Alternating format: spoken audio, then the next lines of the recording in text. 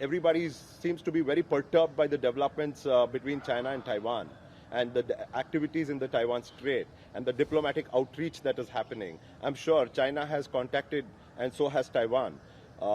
Where do we stand? I'm sure you don't want to get into details on a camera, but can you give us, the citizens, a sense of how the government is thinking on this issue, sir? Well, I think yesterday the spokesperson actually gave a very measured and objective statement on that.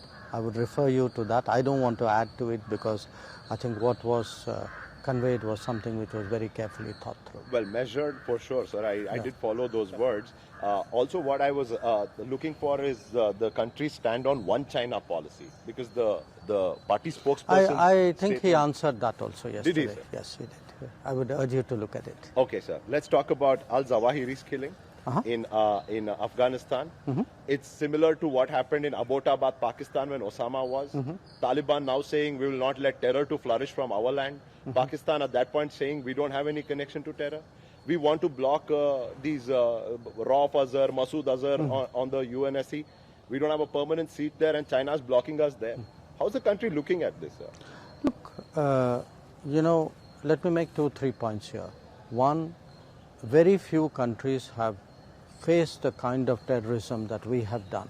I mean, today we are marking, it's Har Ghar Tiranga, which I will be going on to do a program now. So 75 years of independence. It's 75 years of great achievement, 75 years of progress, but it's also 75 years of challenges. And among the challenges, beginning from 1947, if you see how events happened, unfolded in Jammu and Kashmir at that time, the use of terrorism as a instrument of pressure or coercion against India has been something which has been very much part of these 75 years. So we have to be very resolute. We have to have clarity on this. It is not an issue on which we can ever compromise. So what for us to press for a sanctioning listing of notorious terrorists, people who have not hidden what they have done, is absolutely natural.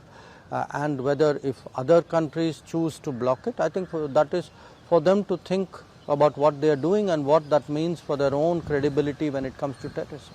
So 20 million bounty on somebody, he's a danger in every sense possible. We want to block him, and China blocks that particular effort of ours. So there seems to be a flawed policy at the UN level, sir, because it's established that he's a terrorist. There are two aspects of it. One is the UN part of it. Where the UN is concerned, if there are shortcomings on the UN, the main shortcoming is the UN is a body which was devised in the 1940s, reflecting the power structure of the world at that point of time. Now, like everything else, it also has its sell-by date. Okay. Now, today, when you have large parts of the world which are not represented, a country like India, which will be the most populous country in the world, among the top economies of the world, that is an issue for the UN's effectiveness and for the UN's credibility.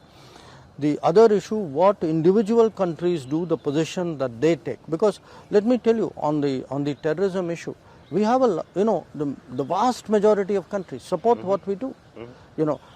Today the pain of terrorism is felt across the world. So there would be very few countries which would take a kind of a political view of what is actually an action in common good for global security. You said sell by date. You said power structure. The power structure, if we go by UNSC standings, sir, we see those 5 countries. In fact, we have a pretty decent relation with Russia. We call US our friends. UK isn't bad either. France seems to be on our side. Only China is out. What is stopping us if our sell by date and our date has started, sir? UNSC permanent seat. And would that help in these blacklisting endeavors? Look, the UN, the reform of the UN is something which the UN membership has to debate and agree upon. It is not something which one country can push and get through. So that process of persuading and negotiating and getting change That has been underway. It's not such an easy issue that will happen, because it does matter to a lot of countries, understandably, who is in the Permanent Security Council, permanent member secretary, or in fact who are the non-permanent members, how many there should be, which region there should be. These are debates, they will take time. Sir, I'm sure you have a busy day lined up. Yes. Two more questions and I'll let you go, sir. Kabul mission, technical or otherwise. Terror happening there is evidence of it. Are we in a state to set up a full-fledged mission in Kabul, sir? No, look, what we will do, we sent our diplomats, Indian diplomats, back to Kabul, really to ensure that the relationship which has been built up over many years continues to be maintained, because it's a relationship with the Afghan people, with the Afghan society.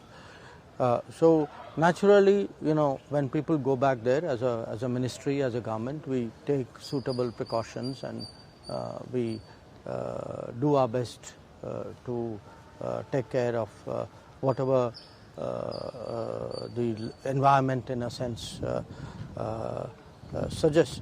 So beyond that, I think at this time, where this will go, how this will unfold, I think it's really very premature. So from China to there to here to Karnataka and Bangalore, Yes, sir. yes. Your responsibility in the Bangalore rural region, sir.